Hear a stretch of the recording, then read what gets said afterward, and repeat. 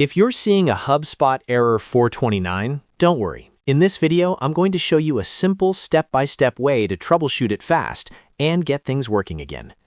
This kind of error usually means Hubspot is blocking or slowing requests temporarily, often because of a connection issue, a browser problem, or too many repeated actions in a short period of time.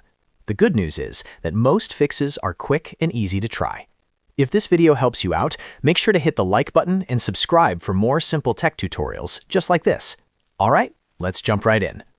The first thing to do is refresh the page. Sometimes a 429 error is temporary, and a simple refresh is enough to clear it.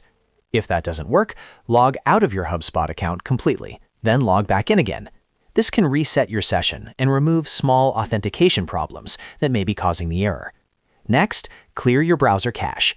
If you're using Chrome, click the three dots in the top right corner. Go to Settings, then open Privacy and Security, and select Clear Browsing Data. Cached files can sometimes get in the way and cause repeated request errors, so clearing them can help Hubspot load properly again. If you're still having the issue, try disabling your browser extensions. In Chrome, click the three dots, go to Extensions, and then open Manage Extensions. Some extensions can interfere with Hubspot or send extra requests in the background, which may trigger rate limit errors.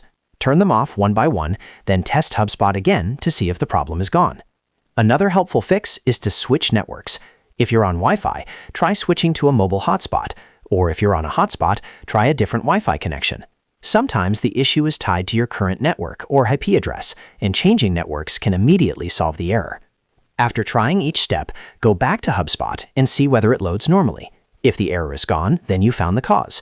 If not, move on to the next fix until the issue clears. In most cases, one of these simple steps will get Hubspot working again without needing anything advanced. And that's it. You now know how to fix Hubspot error 429 by refreshing the page, logging out and back in, clearing cache, disabling extensions, and switching networks. If this tutorial helped, please remember to like the video and subscribe to the channel so you don't miss the next quick fix. Thanks for watching, and I'll see you in the next one.